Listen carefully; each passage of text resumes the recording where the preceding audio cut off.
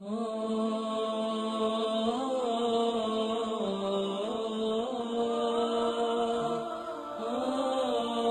حق کا نام ہے، تیرے دل میں ہے علی؟ ہاں، کوئی حق تو نہیں دبایا، کسی یتیم کا مال تو نہیں کھایا، کسی کے پیسے تو نہیں دینے تجھ کو؟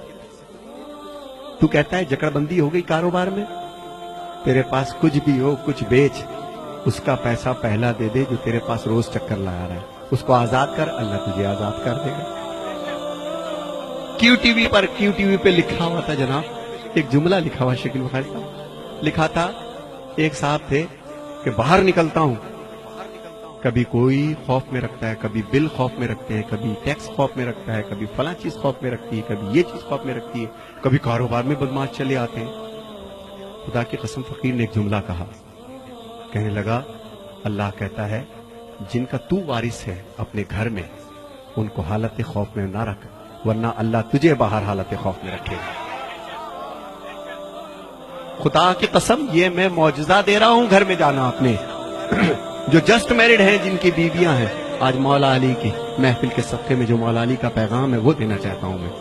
تم گھر جانا اور اپنی زوجہ سے صرف ایک لفظ کہنا کہ اگر کبھی تجھے زندگی میں میری کوئی بات بری لگی ہو تو آج بی بی فاطمہ الزہرا سلام اللہ علیہ کے صدقے میں مجھے معاف کر دے، اور میں کوشش کروں گا کہ میں غصہ نہ کروں تاکہ باہر والے مجھ پہ غصہ نہ کریں۔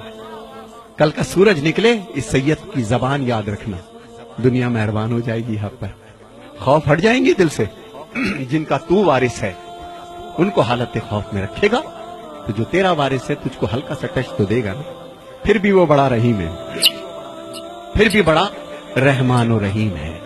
اور جو میرے بچے یہاں بیٹھے ہیں، بہت دور دور سے چھوٹے چھوٹے بچے آئے ہیں، اچھا کیا لینے آئے ہو؟ خیبر سننے؟ مولوی صاحب سنائیں گے۔ خندق سننے؟ وہ بھی مولوی صاحب سنائیں گے تم کو۔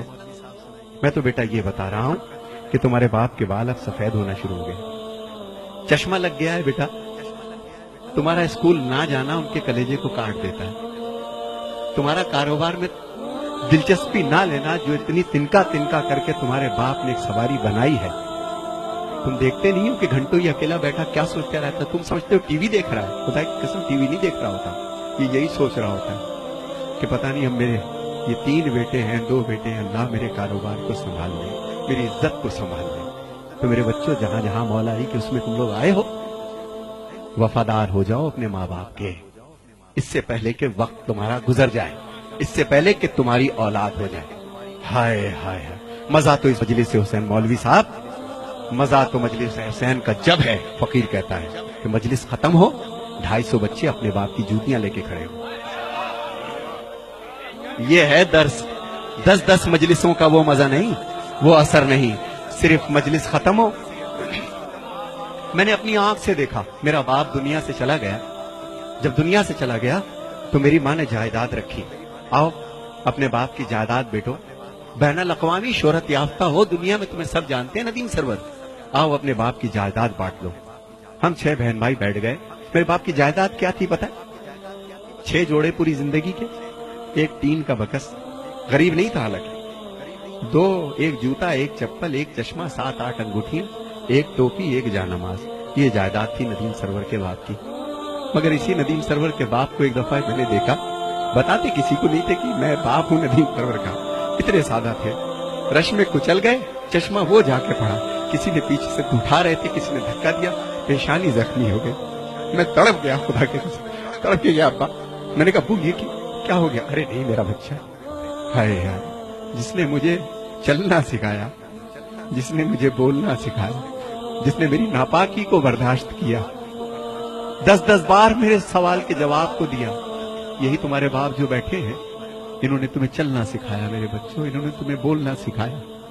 ماں کے اور باپ کے اب بدن میں وہ طاقت نہیں رہی، شادی ہو گئی تمہاری، اپنے کمرے میں جانے سے پہلے کم سے کم اگر تمہارے پاس وقت ہے تو 1 گھنٹہ اپنے ماں باپ کے پاس بیٹھو، یہ تمہارا انتظار کرتے ہیں، تم کچھ بھی کر لو یہ تمہارے لیے دعا کریں گے، دعا کریں گے۔ شادی ہو گئی، تم گھر میں آئے سیدھے اپنے کمرے میں، تمہیں نئی زندگی مل گئی، مگر وہ آنکھیں، ہائے ہائے، وہ آنکھیں اوڑھتی خود تو بوسیدہ لباسوں کے کفن اور چاہتوں کے پیرہن تم کو پہناتی ہے ماں، ہائے ہائے ہائے ہائے، پہلے بچے کو کھلاتی ہے بڑے ہی شوق سے، بعد میں جو کچھ بچے وہ شوق سے کھاتی ہے ماں.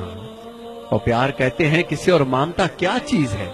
کوئی ان بچوں سے پوچھے جن کی مر جاتی ہے. خدا تمہارے ماں باپ کو قائم رکھے.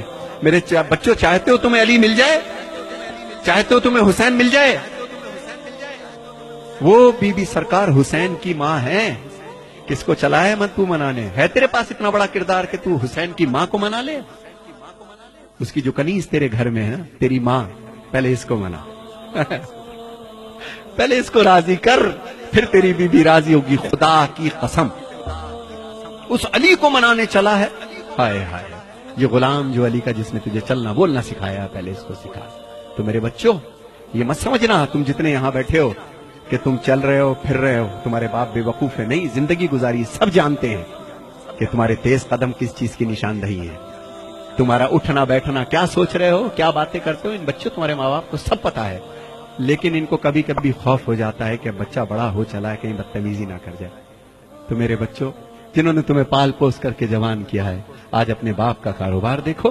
اور وہ بچیاں جو اپنے بھر کے انتظار میں ہیں، میرا بیٹا، بیٹیوں جوان ہو رہی ہو، ایک بات ذہن میں یاد رکھنا کہ جو ماں باپ تمہاری زندگی کا فیصلہ کریں، وہ گویا بی بی فاطمہ الزہرا نے فیصلہ کیا ہے تم لوگوں کا.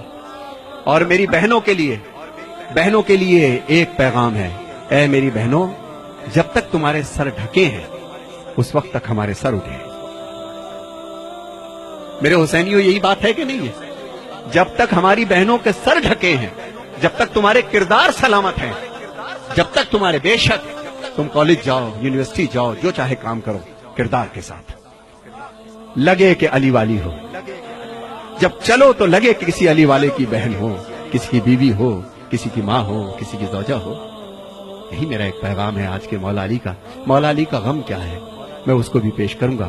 مگر میرے بچوں، جی اب جو میرے بچے یہاں بیٹھے ہیں، 2 شعر میں پڑھوں گا صرف تنہائی پر، کہ میرے بچوں، جتنی تمہاری تنہائی پاک ہوگی، جب تنہا ہوا کرو تو ایک چیز پڑھا کرو، سورہ الحمد کی تلاوت کیا کرو. کیا سورہ؟ میں زیادہ بول رہا ہوں، آپ بور نہ ہوئیے گا، لیکن یہ میری اماں کی باتیں ہیں، یہ میری امی کی باتیں ہیں، جنہوں نے بچپن سے سکھائیں، اور میں اب بچوں تک وہ چیز میں پہنچانا چاہتا ہوں، بچوں تک پہنچنا چاہتا ہوں. تو میرے بچوں، یاد رکھنا، اب جو میں کلام پڑھ رہا ہوں، جس وقت تمہیں کوئی نہیں دیکھ رہا ہوتا، مت سمجھنا کہ تمہارے ماں باپ سمجھتے نہیں تم کو کہ تم اس وقت بھی کیا کر رہے ہو. جب تم تنہا ہو تو اہدنا الصراط المستقیم سورہ الحمد کی تلاوت کیا کرو. اور جو مومن و مومنات یہاں بیٹھے ہیں، جس ذہنی اور جسمانی پریشانی میں ہو، شب جمعہ میں یا کسی بھی رات میں، بعد نماز یا شب میں، وضو کر کے 70 مرتبہ سورہ الحمد پڑھیے بسم اللہ کے ساتھ. معصومین فرماتے ہیں کہ عجب نہیں ہے کہ مردہ زندہ ہو جائے. دوبارہ نہیں بتاؤں گا. اور ایک چیز، اگر کوئی بہت بڑی پریشانی ہے تو 10 تسبیح اللہ الصمد، اللہ الصمد، 3 صلوات پڑھ کے اللہ الصمد، اللہ الصمد، اللہ الصمد. تیسرا سورج نکلے گا اور تمہاری مشکل حل ہو جائے گی انشاءاللہ. ایک شخص تھا جس کو پھانسی کی سزا ہو گئی تھی. اس نے قید خانے سے کسی کو پیغام بھیجا تھا.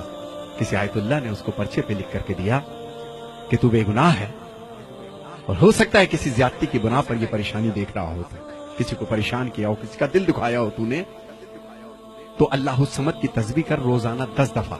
اور دوران تسبیح اگر تو 4 دفعہ کرے اور بیچ میں سے کٹ ہو جائے کسی وجہ سے، تو باقی 6 بعد میں کر لو.